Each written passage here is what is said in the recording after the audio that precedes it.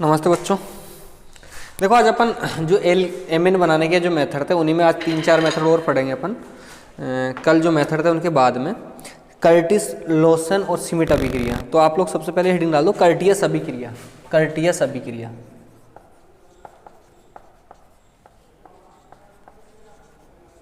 Courteous अभिक्रिया, courteous अभिक्रिया। ठीक है। देखो इस कर्टिस अभिक्रिया में क्या होता है, ये बोला जाता है कि किसी भी अभिक्रिया के अंदर अगर एसिड एजाइड को गर्म किया जाता है तो इसमें एसिल नाइट्रिन बनती है, और एसिल नाइट्रिन का अगर अपन रीअरेंजमेंट कर ले तो आइसोसाइनाइड बनता है, और आइसोसाइनाइड का जल अपघटन कर दिया जाता है तो एमिन बनती है इसमें। जैसे अपन ने हाफमान ब्रोमेमाइड अभिक्रिया पढ़ी थी, उसमें एमिन बन रही, वो नाइट्रिन बन रही थी, सॉरी नाइट्रिन बनती है, एसिल नाइट्रिन बनती है, नाइट्रिन का जल अपघटन करवाए, नाइट्रिन का अपन रीअरेंजमेंट करते हैं जिससे आइसोसाइनेट बनता है, और आइसोसाइनेट का जल अपघटन करने पर अपन को एमिन मिलती है। तीनों रिएक्शंस के अंदर रीअरेंजमेंट होगा, नाइट्रिन मध्यवर्ती है वो यूज होगा यहाँ पे। तो आप लोग सबसे पहले लिखो कर्टिस अभिक्रिया के अंदर, इस अभिक्रिया में किसी एसिड एजाइड को गर्म करके आइसोसाइनेट बना लेते हैं। इस अभिक्रिया में किसी एसिड एजाइड को गर्म करके आइसोसाइनेट बना लेते हैं जो कि जल अपघटन करने पर प्राथमिक एमिन बनाते हैं, जो कि जल अपघटन करने पर प्राथमिक एमिन बनाते हैं, प्राथमिक एमिन बनाते हैं। इस अभिक्रिया में भी होपमान अभिक्रिया की भांति ही, इस अभिक्रिया में भी होपमान अभिक्रिया की भांति ही आणविक पुनर्विन्यास होता है, आणविक पुनर्विन्यास होता है, आणविक पुनर्विन्यास होता है। देखो यहाँ पर ये बोला जाता है कि जो अपना एसिल क्लोराइड होता है RCOCl, इसकी अभिक्रिया अगर अपन सोडियम एजाइड के साथ करवा दें तो यहाँ पर अपन को एसिल एजाइड मिलता है, और इस एसिल एजाइड को जब गर्म कर दिया जाता है, देखो इसको अपन ऐसे लिख सकते हैं, ये अपना एसिल एजाइड है, तो इसमें से नाइट्रोजन मॉलिक्यूल बाहर निकलता है गर्म करने पर N2, और यहाँ से बनता है नाइट्रिन। ठीक है, क्या बनती है? नाइट्रिन। एक तरह से इस तरह से इसको तोड़ देते हैं अपन, लोन पेयर इसके पास पहले है ही, तो ये बन जाती है नाइट्रिन RC। अब ये जो नाइट्रिन है इसके अंदर क्या होता है? पुनर्विन्यास होता है, रीअरेंजमेंट होता है। आप लोगों को पता है रीअरेंजमेंट इस तरह से ही होता है, जिससे क्या बनता है? आइसोसाइनेट बनता है। क्या बनता है? आइसोसाइनेट, आइसोसाइनेट बनता है। और इस आइसोसाइनेट का अपन अगर जल अपघटन करवा दें तो अपन को क्या मिल जाएगा? प्राइमरी एमिन मिल जाता है। इस आइसोसाइनेट का जल अपघटन करने पर अपन को क्या मिलता है? प्राइमरी एमिन मिलता है। अगर इसका अगर अपन जल अपघटन करवा देते हैं तो अपन को क्या मिल जाता है? इसमें प्राथमिक एमिन। अगली अभिक्रिया में ये भी बता दूंगा कि जल अपघटन कैसे होता है। ठीक है, तो इस अभिक्रिया को अपन बोलते हैं कर्टिस अभिक्रिया, कर्टियस अभिक्रिया। इसमें नाइट्रिन मध्यवर्ती बनता अपना। ठीक है, ये अभिक्रिया होगी। मेरे हिसाब से आप लोगों को समझ में आ गई होगी, कोई दिक्कत नहीं आई होगी। देखो अगली रिएक्शन अपनी सिमिट अभिक्रिया। ये बोला जाता है ये जो अभिक्रिया है कर्टियस अभिक्रिया का ही एक परिवर्तित रूप होता है। इसमें ये बोला जाता है कि जो एसिटिक अम्ल है उसकी अभिक्रिया अगर हाइड्रोजोइक अम्ल के साथ करवा दें, in presence of H2SO4, H2SO4 की उपस्थिति में एसिटिक अम्ल और हाइड्रोजोइक अम्ल आपस में रिएक्शन करता है, जिससे अपन को यहाँ पर लास्ट में वही इसमें भी इंटरमीडिएट बनता है नाइट्रिन का अपन रीअरेंजमेंट करवाते हैं, लास्ट में उसका जल अपघटन करवा देते हैं, जिससे अपन को प्राथमिक एमिन प्राप्त हो जाता है। ठीक है, तो वैसी की वैसी अभिक्रिया कोई ज़्यादा वो नहीं है इसके अंदर, बस एसिड एजाइड की जगह अपन यहाँ पर ले रहे हैं हाइड्रोजोइक एसिड लेते हैं, जिसमें भी N2 बाहर निकलता है। ठीक है, N3H को हाइड्रोजोइक एसिड बोलते हैं, हाइड्रोजोइक अम्ल बोलते हैं। लिखो बच्चों सिमिट अभिक्रिया में लिखो, यह कर्टिस अभिक्रिया का ही एक परिवर्तित रूप है, यह कर्टिस अभिक्रिया का ही एक परिवर्तित रूप है, कर्टिस अभिक्रिया का ही एक परिवर्तित रूप है। इस विधि में किसी कार्बोक्सिलिक अम्ल को, इस विधि में किसी कार्बोक्सिलिक अम्ल को, इस विधि में किसी कार्बोक्सिलिक अम्ल को सल्फ्यूरिक अम्ल की उपस्थिति में, सल्फ्यूरिक अम्ल की उपस्थिति में सल्फ्यूरिक अम्ल की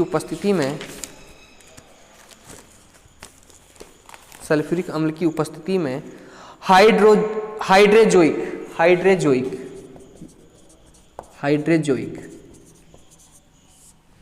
अम्ल के साथ गर्म किया जाता है। हाइड्रेजोइक अम्ल के साथ गर्म किया जाता है,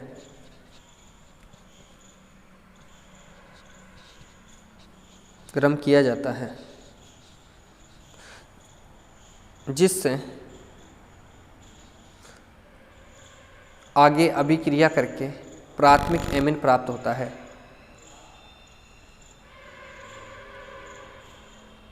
ठीक है, देखो इसको।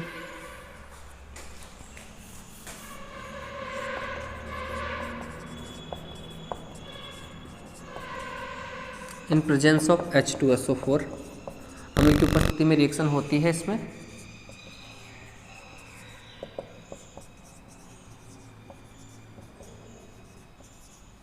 यहाँ से अपन को प्राइमरी एमीन प्राप्त हो जाता है, CH3NH2 CO2 और N2। ठीक है, अब इसकी जो मैकेनिज्म है आप लोग उसको अच्छे से देख लो, आराम से समझ में आएगी, कोई बड़ी बात नहीं है। इसकी जो क्रिया विधि है इसको देखो।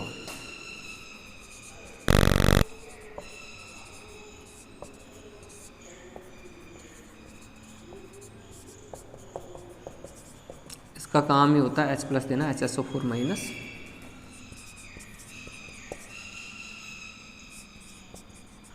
अपना जो RCOOH होता है ये सबसे पहले प्रोटोनेशन करता है,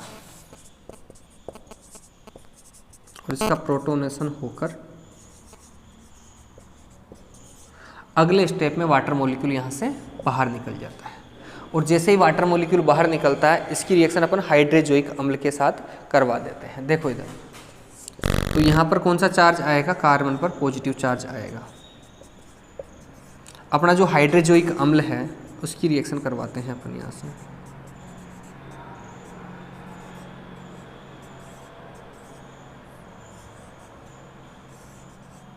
इस तरह से रिएक्शन कर जाता है।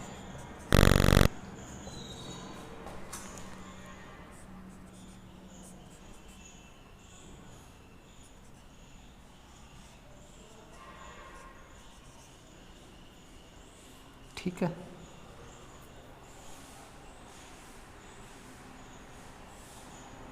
एक मिनट, देखो इधर। अब देखो यहाँ पे क्या होता है, इस स्टेप में यहाँ से इस बंद के दोनों इलेक्ट्रॉन यहाँ आते हैं और ये अपना लोन पेयर इसको दे देता है, जिससे N2 बाहर।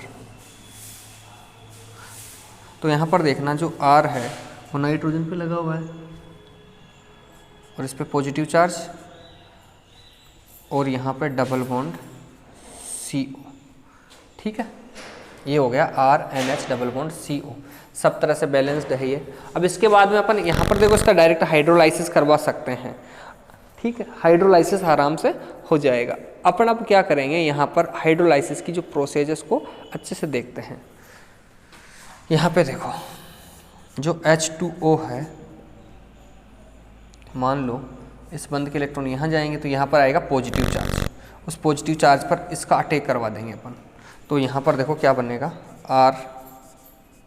RNH, ये पॉजिटिव चार्ज का ख़त्म हो गया, ये कार्बन पे ऑक्सीजन, ये ऑक्सीजन पे पॉजिटिव चार्ज। इस तरह से मेरे हिसाब से कोई प्रॉब्लम नहीं आई होगी इस स्टेप में।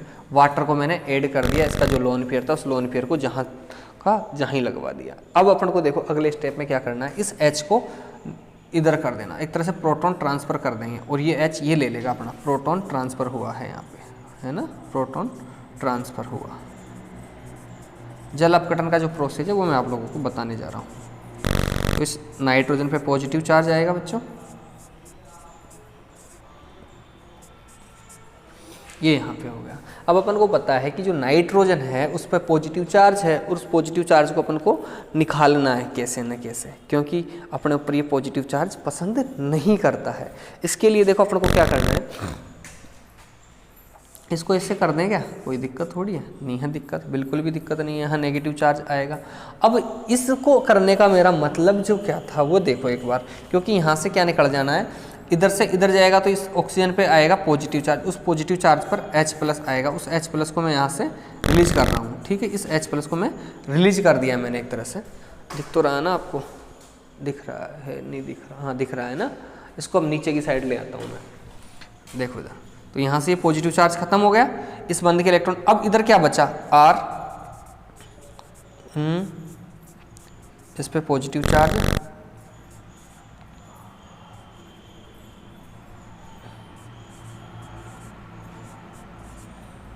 ये। अब इस नाइट्रोजन पे पॉजिटिव चार्ज, इसको खत्म करने के लिए अपन क्या करेंगे, इस बंद के इलेक्ट्रॉन यहाँ ले आएंगे, ये यहाँ, तो यहाँ पे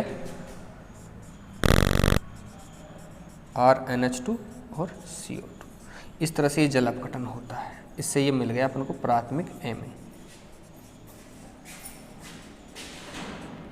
मेरे हिसाब से आप लोगों के सबके समझ में आ गया होगा ये रिएक्शन कैसे हुआ कैसे नहीं हुआ, ठीक है। इसको अपन सिमिट रिएक्शन बोलते हैं। इसमें अपन को क्या प्राप्त होता है, प्राथमिक एमिन मिलता है, ठीक है बच्चों। देख लेना ढंग से एक बार। देखो अपनी उसी क्रम में अगली रिएक्शन है लॉसन पुनर्विन्यास अभिक्रिया। इसमें ये बोला जाता है होगा भाई जैसे कि जैसे अपन ने किया था होफमान अभिक्रिया के अंदर अपनी जो नाइट्रीन वगैरह बनी थी उसमें रीअरेंजमेंट होगा, आइसोसाइनेट बनेगा, लास्ट में जल अपघटन कर देंगे।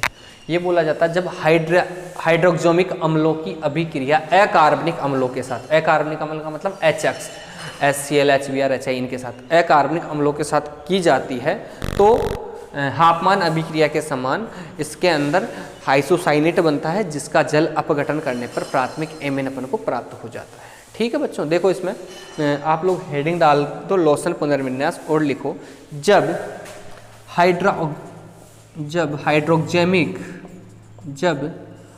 हाइड्रोक्सेमिक अम्लों की अभिक्रिया, हाइड्रोक्सोमिक अम्लों की अभिक्रिया प्रबल अकार्बनिक अम्लों के साथ, प्रबल अकार्बनिक अम्लों के साथ, प्रबल अकार्बनिक अम्लों के साथ की जाती है तो हाफमैन अभिक्रिया के समान की जाती है तो हाफमान अभिक्रिया के समान, हाफमान ब्रोमाइड पढ़ी थी ना अपन ने उसके समान, हाफमान अभिक्रिया के समान पुनर्विन्यास होकर, हाफमान अभिक्रिया के समान पुनर्विन्यास होकर प्राथमिक एमिन प्राप्त होते हैं, प्राथमिक एमिन प्राप्त होते हैं। हाफमान अभिक्रिया के समान पुनर्विन्यास होकर प्राथमिक एमिन प्राप्त होते हैं, ठीक है। देखो आप लोग RCO, ये जो हाइड्रोक्सोमिक अम्ल है इसकी रिएक्शंस अपन किसके साथ करवाते हैं, अकार्बनिक अम्लों के साथ। ये अपना हाइड्रोक्सोमिक अम्ल है, इसकी अभिक्रिया किसके साथ करवाते हैं अपन, अकार्बनिक अम्ल। जैसे HCl है तो HCl टूटेगा H+ और Cl- में, तो यहाँ पर सबसे पहले प्रोटोनेशन होगा,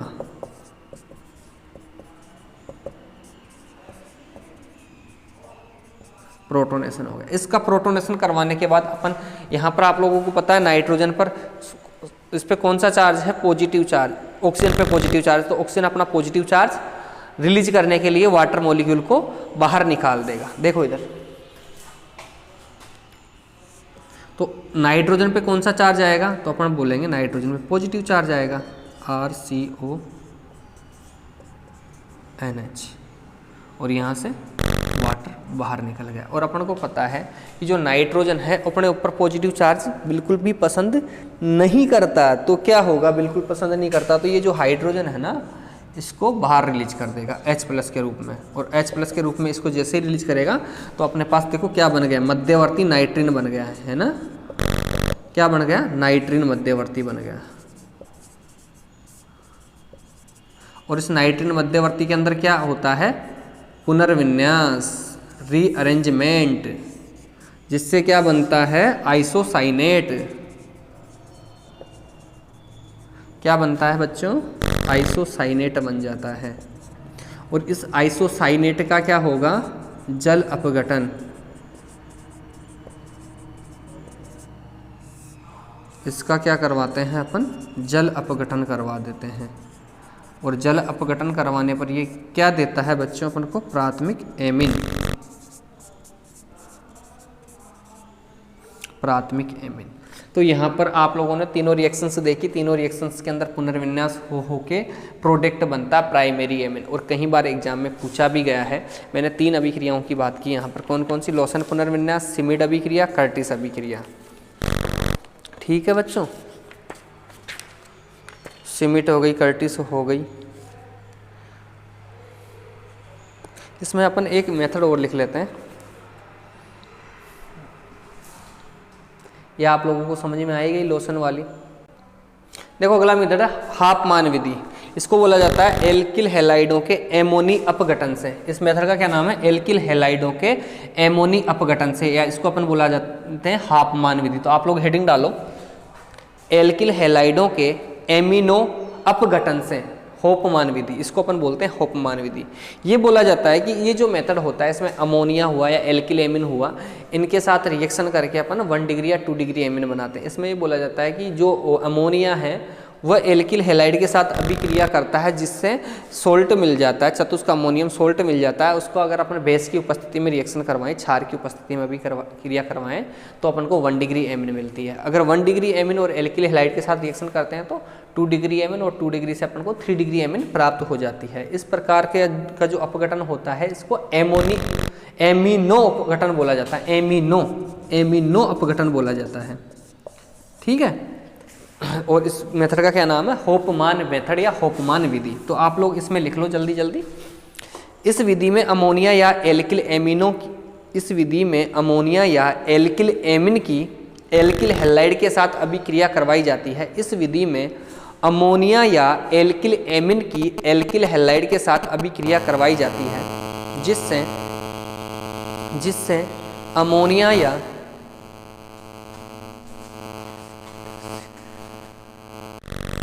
इस विधि में आप लोगों ने लिख लिया ना, इस विधि में जिससे अमोनिया या एल्किल एमिन का SN2 क्रिया विधि द्वारा एल्कलीकरण हो जाता है। अमोनिया या एल्किल एमिन का SN2 क्रिया विधि द्वारा एल्कलीकरण हो जाता है।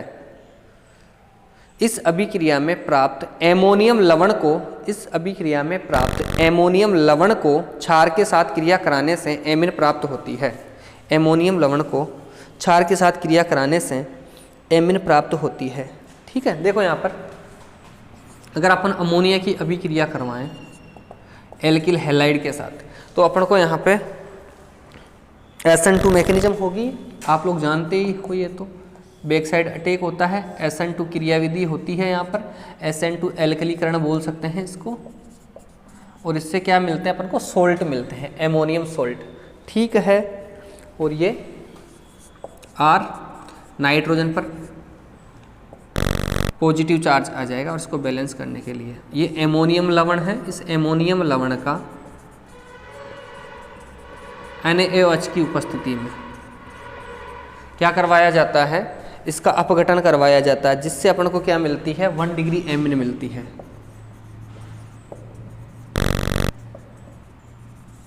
ये हो गया 1 डिग्री की हो गई रिएक्शन। वैसे ही अपन 2 डिग्री और 3 डिग्री में भी कर देंगे।